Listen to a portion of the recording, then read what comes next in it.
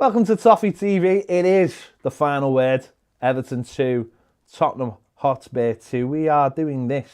Well, we're doing it live, pretty much an hour and a half after the game, because it's a Friday game and we want to have a weekend of just fun and excitement. Yeah. And we might as well just put a line right under Everton right now. Yeah. But we're doing it in a very sort of calm manner, because even though it was a very, in the end, it was a frustratingly disappointing result, because we should have won the game. We were comfortably the better team, easily the better team. Yeah. And the frustration is 2 horrendous defensive mistakes have cost us 3 points tonight. 3 points that would have took us above Spurs and put us definitely back in contention for a European place. Yeah, definitely. I mean, we're still in contention for the European place, but each game goes by that we don't win.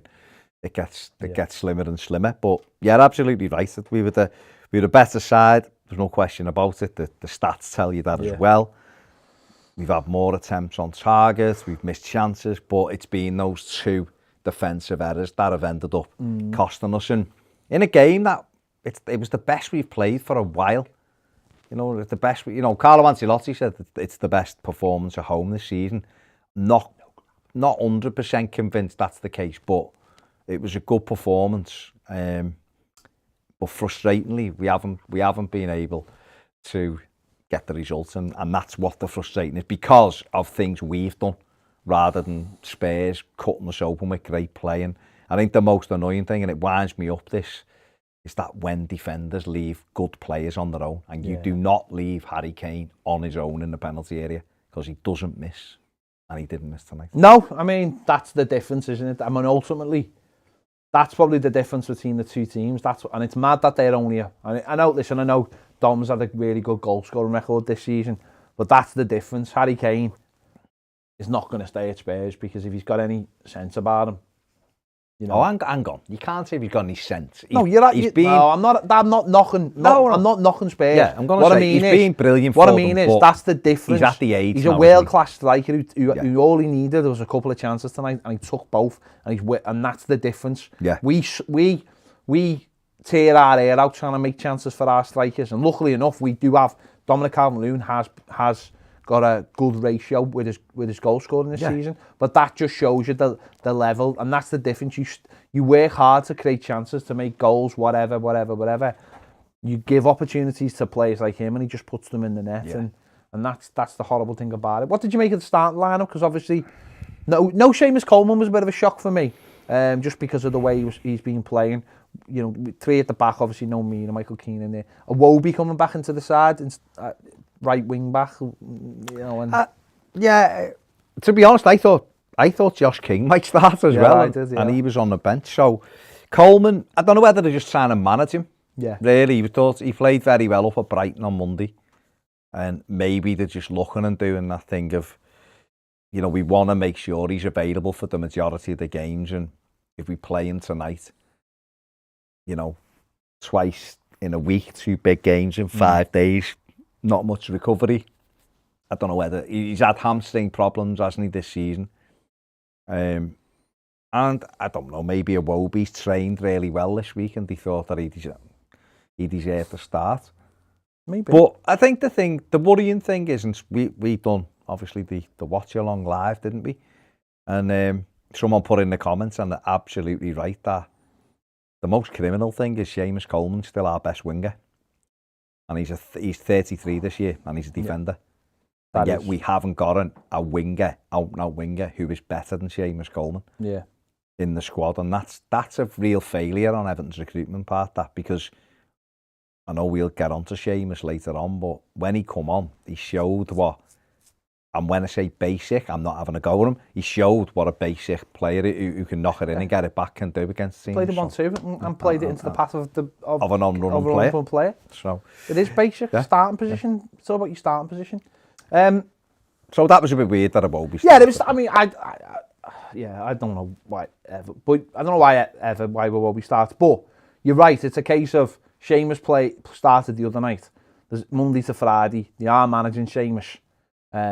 You want to keep that freshness, because he is an asset, And we've seen that by coming on. And you forget, we have mentioned this a couple of times this season, there's nothing wrong sometimes by having a player who can come on the pitch late on and change a game for you. Sometimes you don't have to put all your eggs in one basket. Sometimes you can,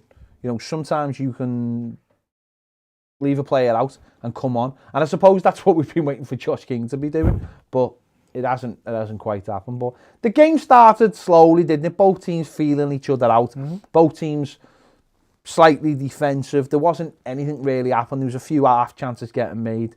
I think our first chance was with Charleston stung the palms of their goalkeeper with a lovely ball from James Rodriguez, and the game started to open up slightly, but there was very little happening. And then, a simple ball into the box, which Michael Keane attempts to clear, but really he's just flicking it on to help Harry Kane. That leaves Mason Holgate in a position where he's number one. I think maybe the gap between Mason Holgate and Michael Keane is too big, because even though, I know the second goal, they're very close to each other, but I think it might be too big because Holgate's anticipating heading that ball, but Keane feels like he's got to go for it. It also smacks to me of two players that haven't played together much as centre-back as a partnership, not knowing each other's strengths, or it's even just basic things like communication there. Holgate's halfway on the floor by the time the ball comes over, and Kane, as we said, the ball falls to Kane in the box like that. You know there's only going to be one winner, and there was, sadly, and Tottenham make it 1-0 out of absolutely nothing. The goal just 100% reminded me of Manchester United's goal at Goodison, when Holgate and Keane were the centre-backs in October, when they come to Goodison, and it was Rashford or someone who crossed it and Fernandes headed it in. It's the same kind of thing. They just let Keane and Holgate just left them on.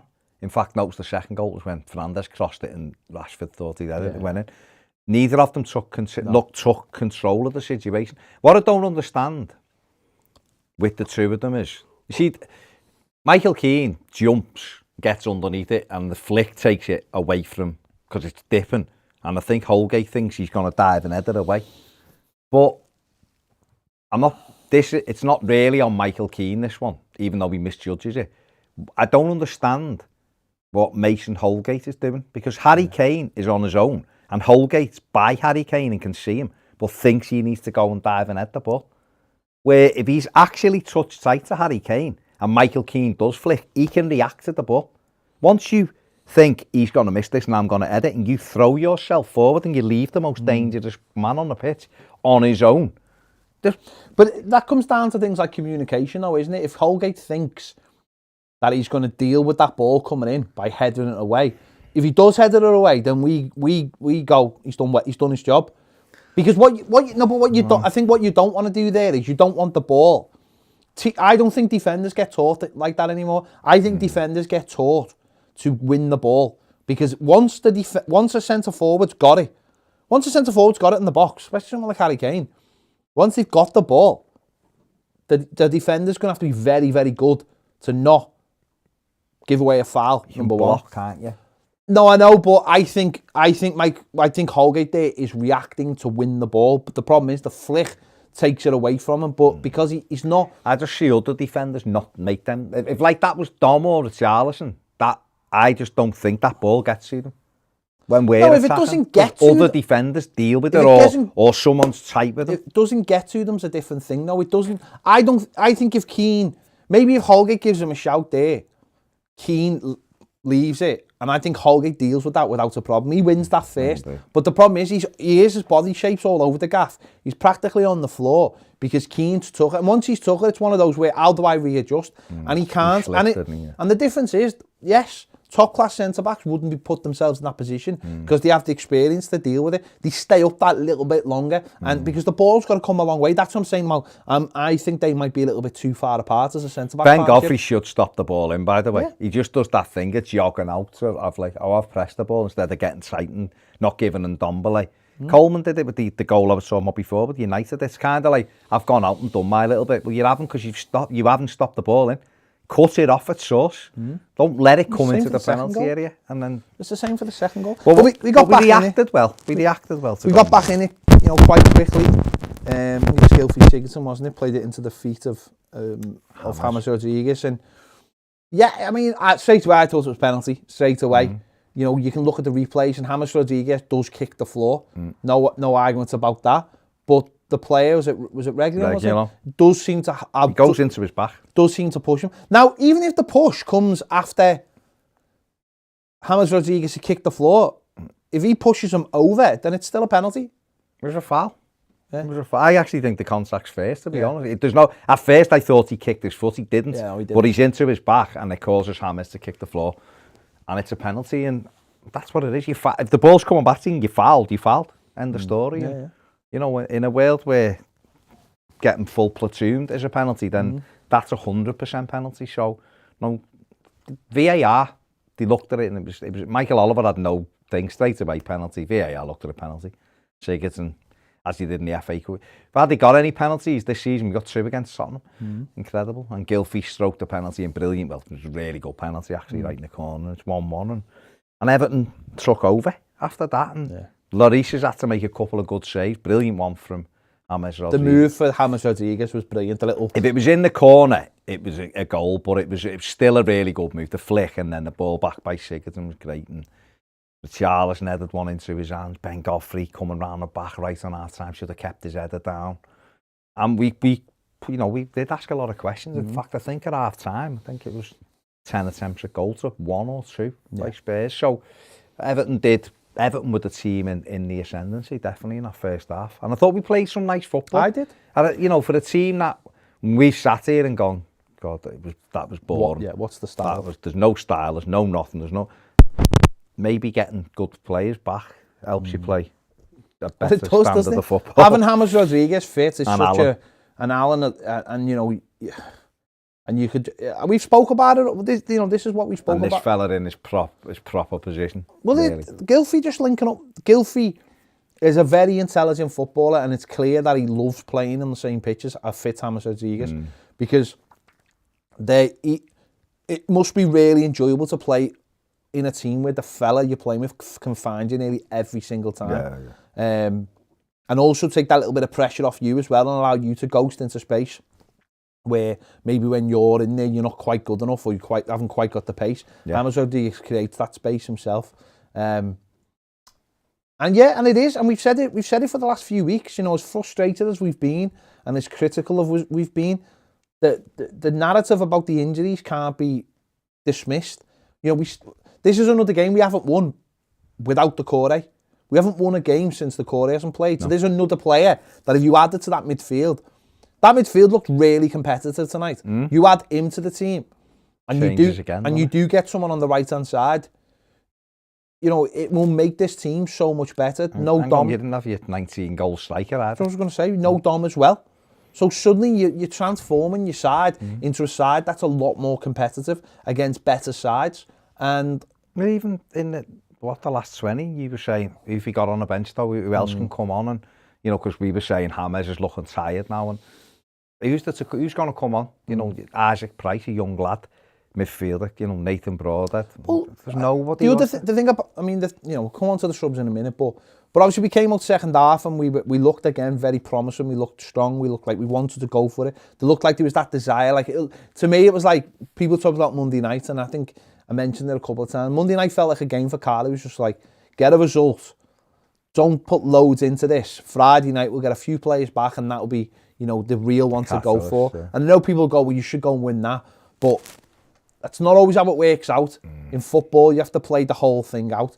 And we looked like we were going for it. And with Alan and Tom Davis just doing what he needed to do, we looked like we'd make chances. And when Seamus Coleman come on, straight away you could see he was 10 yards further up the pitch. Straight away. Iwobi had been... We were sitting here watching him, we were like, Iwobi keeps on getting the ball in his own half. And to just get into space, he needs to beat 3 men. And then when he beats the 3 men, he's no further up the pitch. He's just a little bit more... Whereas Seamus straight away was like, no, I'm going 10 yards up the pitch. And then I'm going to play a 1-2, and I'm going to be another 10 yards up the pitch. And that's how the goal came, straight off the bat. You know, his first touch is great. It gets him away from him. He's got the pace, plays a little 1-2 with Richarlison, bangs it into the box, and Gylfi Sigurdsson arriving. It's a fantastic finish to make it 2-1. And that goal should have been, well, it's good enough to win the game, and it should have been good enough to win the game because after that, we looked in so much control. They weren't making any chances. They had a sniff in the second half. They'd had a few little runs here or there, but nothing special. A couple of balls over the top that just went out. Kane was not in the game. No, he was dropping deeper and deeper. He looked frustrated, and he was nowhere near the game. And it was at that moment we were like, Hammers was getting caught a couple of times. Like, if we had that one more centre midfielder who could come on, or maybe Hammers should go off. But probably for the best it didn't happen. But it's just not having that option for us just to change things round. Because it showed it's Seamus. Just sometimes you don't need to have players starting games to make a difference. Sometimes it's coming off the bench that makes a difference. And we just, maybe in the last 20 minutes when we were 2-1 up, and we could have just done with that little bit of something different. Not necessarily bringing the wear sub on. Just changing it round a little bit. Well, if we do, I mean, next week the manager's saying, Delph. Bernard, Mina, Dom, all back.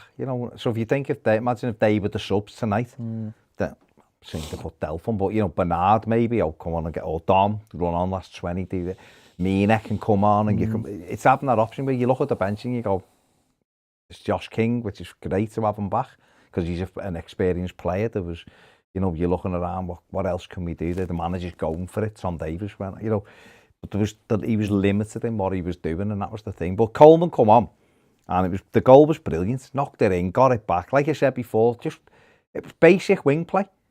Knock it in, make the run. Richarlison plays a lovely ball in, back to him. He cuts it back, and Gylfi finishes it brilliant. Opens the body up, left foot, back of the net. Lloris couldn't do nothing with it. But 2-1 up, and it was like, right, let's go, because we're playing well. We've scored the goal. Their heads went down. It was like momentum's with us now. And they made a couple of attacking changes. Lucas Moura come on and Eric Lamela. And we looked like we had the bit between our teeth. We were giving them no real space. They had a couple of runs in the box where your heart is in your mouth a little bit, but Everton did. We seem to do that thing where we look like we're more likely to give them a goal than they're going to make a goal. Well, yeah, I mean, and it quite clearly played out that way. But in general, I thought Tom Davies and Allen had a lot of the midfield. Seems to have control of the midfield. Sigurdsson and Hammers linked up better than they have for a while, because obviously Hammers was fit, and everything seemed to be going all right. Yeah. And you're just hoping that they lose a little bit of interest, because it's, and I think they did. I don't think they had to do anything. All of a sudden it was 2-2 again, and they got a sniff of excitement again. I thought, hang on, we're back in this. And the second goal, oh my God, it's just, if your first goal was bad, the second one was abysmal. It's Keystone Cops, isn't it? I mean, number one, the ball's out on our left, and all you want is you just want someone to engage the ball. You want someone to just get in there. And I know, again, like we were saying before, it's that thing of no one rushes in, no one jumps in because you don't want to give a foul away in that area. But we let him get out and let him get across. And I think it takes a little deflection. I'm not saying that caused the goal. I'm just saying they did try and push out and it caused a little deflection. The ball's coming over, Mason Holgate's in front, and Keane is clearly trying to stop what's happened for the first goal. So he doesn't want Holgate to flick it somewhere, not be in control. So Keane you can see him shouting. He wants to be in control of the situation, but then headers it at Holgate. So it's like you've got everywhere to aim at, and he heads it straight up. Now, you could look at both of them and go, well, if Mason Holgate's in the right position, then maybe he should deal with it. And like you said before, Keane's marking Kane. But the problem is, Keane then comes off Kane. Ball hits Holgate on the back, rolls to Kane, and it's 2-2 before you can even bat an eyelid. But to me, that's poor communication. That's two players who don't play with each other enough. And it's also two players, I think, that need ultimately someone standing next to them. Who is that? I've been saying it for years with Michael Keane. It's having an alpha yet next year. In a centre-back partnership, or a 3 or a 2 or a 3, you always need the leader, the alpha, the Dave Watson, the Kevin Ratcliffe, whoever it is, you need that alpha who's going to them all. scream and tell the back line when to push up, when to get back, who's, you know, Don't deal with I'm it. going to deal with this, you know, get clattering people out the way to make sure. And I don't think either of them are those kind of players. I think Mason Holgate likes to think he is, but I don't think he is. And I know certainly Keane is not. isn't. One of the things that's held Keane back, said it for years, said it 3 years ago, why isn't he screaming for the captain's armband? Probably worn it once, because he's just not that type of player. And I think in moments like that, it comes out, it plays out that way. And we miss Mina. Mina's our best centre-back, and people can make things up about his injury list, or he's this or he's that. He's our best centre-back. It's as simple as that. Number one, he would have dealt with both of those aerial balls without a problem, without a shout. But he is out the team injured, so you know you just have to deal with it and get through with it. Ultimately, if we are playing a back four, it will be, for me, it will be Ben Godfrey and it will be Mina. They have got the perfect mix of what we need. Just so, after you score such a good goal. For me, Michael Keane in that moment, the heads it to the right, which it's dangerous because you're heading it towards the edge of the box, but you're clearing it out, or you head it behind for a corner. You don't head it straight. I think he closes his eyes. You get under it. I know, but I don't know whether he can lift it. It's come in. He's ducked. Holgate's gone like that the last minute, so he's coming at it, Michael Keane. Just head it behind for a corner and get set. He can't. I don't know. I think he's closed his eyes because he heads it at his back and it goes somewhere. Maybe. Harry Kane smashes it into the roof of the net, and you're going, we've just contributed to that. Where they've had to do nothing, and it's 2-2 with 15 minutes left, and they're thinking, we can win this and get this boost. As it happened, Everton got hold of the game again, and it's the first time, actually, for a while, where we actually looked like we were going to win the game. We were actively... Well, he brought the sub on. And he brought Josh King on. Brought Josh, and we were sitting here going, oh, but we were like, yeah, he's got to go for it. Got to go for it. And we did, and we had our moments. We were pressing high as well, and we were winning it back. And we were turning it over, and we were getting... And it was just... We just couldn't get either round the back enough or through the middle enough. James plays an absolute worldy ball. Josh King, great run. It shows the difference of having a couple of strikers in there. Forces the keeper to make a save, bounces back to Richarlison, and all you're hoping is hit the target. And it is one of them where there's a picture, I've just seen a picture on Twitter where it's like, there's big gaping hole. I mean, in real time, it doesn't always work out like that. You know, it's like that. But you think he's probably seen the keeper coming this way and think, right, if I can put it top corner. But sometimes you've just got to play the percentages and hit it straight. If he hits it straight, the keeper will have to make a save. But if he hits it hard enough, he ain't saving it. And it was that. It was almost like that Dominic Calvert-Lewin one in the derby. The derby a few years ago at the street end, and it broke to him. And if he hits it straight, he scores, and he goes to put it there, and he puts it over. And that's what Richarlison done. It come to him. And I think if he'd have drove it, if he'd have just hit it first time, he'd have probably scored it. Lloris does go that way, and if he gets it right, we'd have gone, what a finish that. He's done the right thing, but he doesn't hit the target. And so you leave yourself open, and that's a chance. And we had another one where James plays an amazing ball, and Luca Dean fires it across, and it hits one man, hits their other man, and breaks it. And it's little moments, like, and I know he was saying it's not luck, but sometimes just a little rub of the green to have something that breaks you all way. It depends which way you look at it. They'll feel lucky that they got their goals, but it's not luck to us, but we never got that luck. But sometimes you just need that little bit of extra quality, don't you? We scored 2 goals in a game, which normally 2 goals should win you the game. For us. For us, really. But we're sitting here. It is what it is. You know, like I said, I'm much more disappointed with other results. Yeah. And it's not because I think Spurs are a great side, so it's not a bad point, because we were sat in Harry Kane apart. They were very average, very, very average.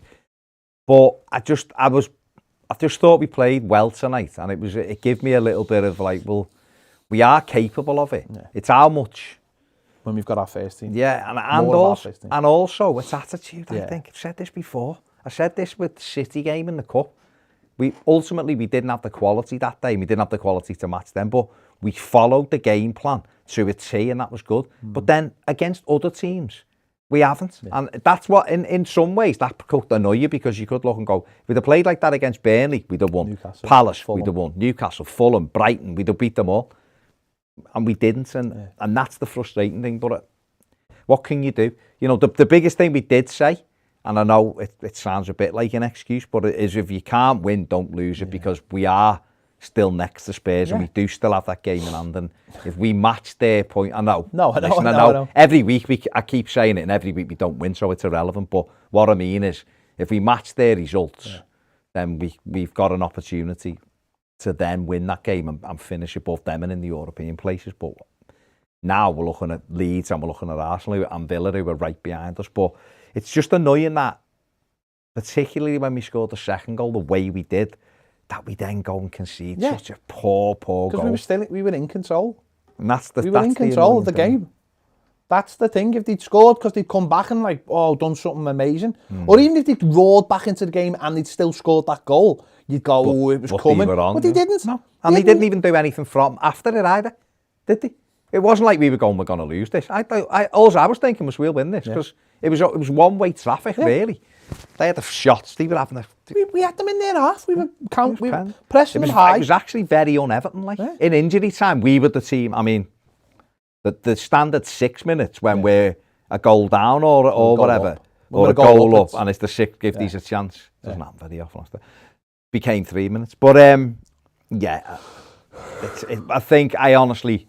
I look and I think we can get into Europe, but every week goes by without winning, your chances get smaller. And I can't help feeling that at this moment in time, we'll sit back and after the last game and go, we blew that really, didn't we? We had a good opportunity. We blew it when we've blown it against Newcastle, we've blown against Fulham.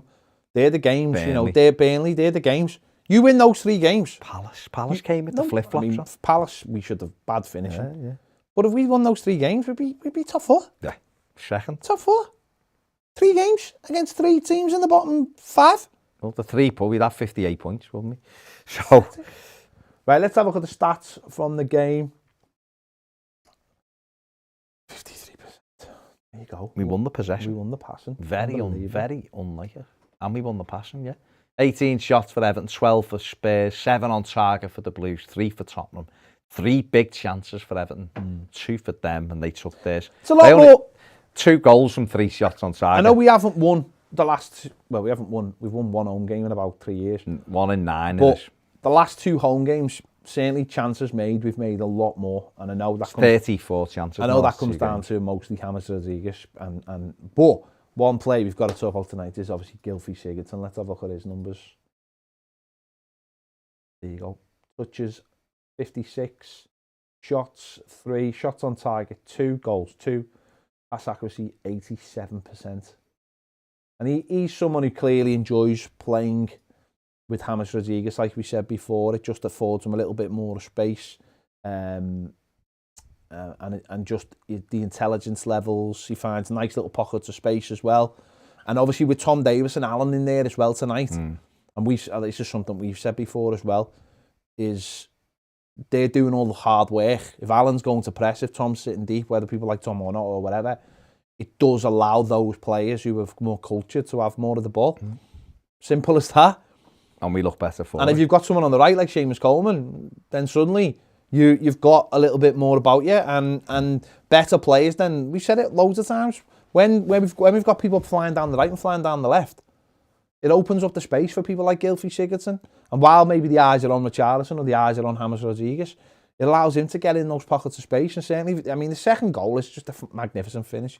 Magnificent. Remind me a lot of the Leeds goal, but you know, it's an absolute great finish. And really, it should have been the winning goal. It should have been, and it deserved to be. It did, and he is, when he's on it, he's a very intelligent footballer, and he's a key player for us. The problem is, Carlo, for whatever reason, thinks that he can play deep, and he can't. You can tell he doesn't like playing deep because his game isn't... He's not quick and mobile enough to chase people. He can't run. Very much like you said with Iwobi before. For him to do anything in a deep position, if he does do a nice little body shift away from a player, he's about 2 yards still further forward. and he's still got another 50 to run forward to affect it.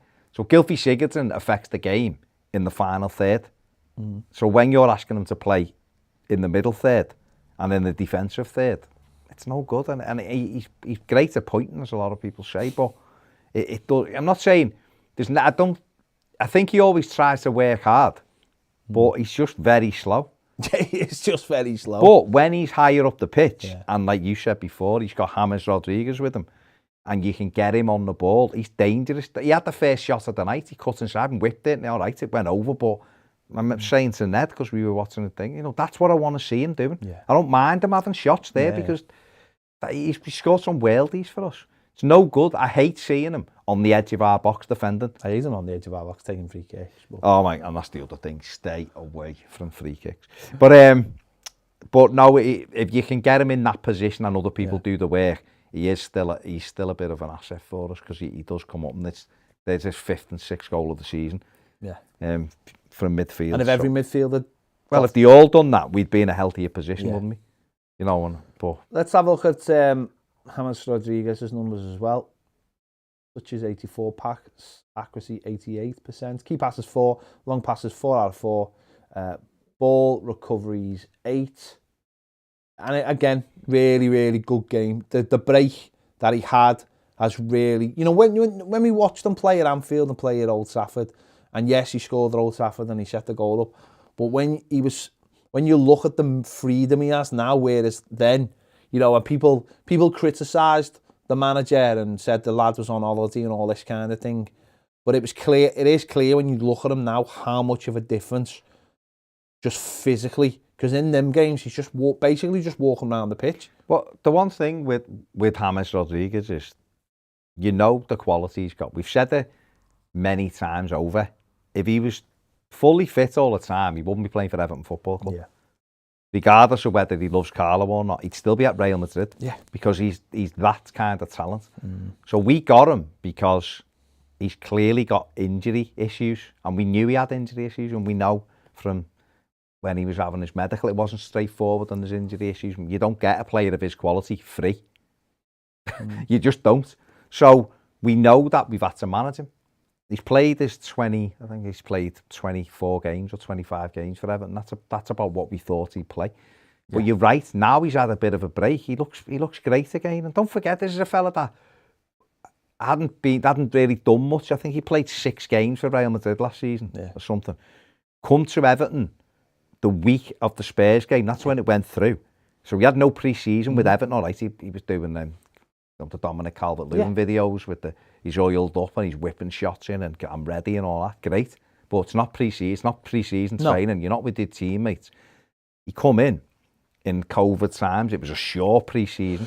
Comes in the week of the games. Played in a physical league. Forget about the technique. His technique, he can play anywhere in flip-flops. He's played in a physical league. He's been kicked, He got assaulted by Virgil. He got assaulted by the big Dutch guy. And Karma then flipped it. But he got done by him and wasn't right for a while. And he's had other injuries. And so, coming back now, we said it'd be a big boost. And you're right, the last 2 home games he's played, Everton have created, or have had, 34 attempts at goal. Which, it's probably the amount he'd had in the previous 8 games or something, So it's important to have him back, and it'll be important for the final 7 games. And he is a joy to watch when he's fit. We've said it over the last few weeks. If we can, in the summer, get the right people in, and then you've got him with people. We see it with Seamus Coleman, and Seamus Coleman's 33 this year, but him making them runs, if it was Max Aarons, who's been linked again with Everton strongly this week, a 21-year-old who's quite quick and got good touch and make runs. And he's doing that all day. And he's doing it. He'll just be cutting inside, bang, inside, and then Luca Dean. And then once he's got options, the opposition are worried then. And then if you put a winger in or whatever, and we do see the benefits of him, but he's a fabulous footballer and he's brilliant for Everton. Yeah. But it is what it is. Ultimately, no 3 points. We didn't lose, which is about that. And I thought we played quite well. It's obviously, I'm trying to stay as upbeat as I can without wanting to kick something, but it is what it is. Let's just talk about one other player, obviously someone we've been missing as well in the last few weeks. It's Alan. Come back in tonight, 66 touches, 86% accuracy, pass accuracy. Ground duels, 8 out of 16. 6 tackles, 2 clearances. The tackles obviously is massive tonight because I think even on our Toffee picks when we did one of the things was the tackles, and we think is something like an average. He'd had 49 before tonight, and obviously that's 55 now because I think his average is about 3 or 4. So he's had a really good game, passing accuracy, brilliant. And he's another one. He looked fit tonight. Yeah. And when he come back, he was unsure. He was good. You could see his quality, but his mobility wasn't as good. And yet he was back tonight, and he was everywhere. And I thought he was really good. And him and Davis were excellent. And he's a brilliant player as well. And again, it's about putting other good players with these players, isn't it? And if we do that, there's definitely a team in there, isn't there? There's definitely a team in there if we can get them all fit. But that's not something we haven't made to do all season. We just haven't made to get them all fit. And obviously the squad's clearly not good enough. And you're swapping and changing. You've seen it tonight at centre back. What happens if you have to keep swapping and changing players over? And until we get some kind of consistency where we're getting a good chunk of the team, the spine of the team playing every single week, then, or even just players that make the team work, like we said, someone on the right every single week, allowing James Rodriguez to play centrally rather than off the right, getting the best out of him. But there's definitely a team in there. It's just whether we're ever going to see it because of all the injuries. Well, that's where new players come in. New and younger players come in, don't they? And you bulk the squad up with athletes as well, and you get the nice mix then. And then those players aren't having to play every single minute. James Rodriguez isn't having to start every game because you've got a fast winger who's come in, and then with half an hour left one week, you can go, James, you're coming on here and we'll start you next week. And you can pick and choose his game, like we did when we went to Leeds. Manager didn't play him that night because it was a game against an intense team. Put him in at the weekend against United, he scores a worldie. So. Yeah, there you go. Just leave it there. Yeah, we didn't lose. And that's not the be all and end all. We didn't lose, and we played all right. We played all right, but it's a disappointing result, and we've cost ourselves at the end of the day. There you go. Roll on Friday Night Football next week. Yay! There you go. Make sure to give this video a like. Let us know your thoughts in the comments. Subscribe if you haven't already, and if you want to watch the Final Word live every week on Patreon with an extra bit where you can get involved in the show, join us on Patreon. The link is in the description. It'll be on the screen now. Thanks for watching. See you later.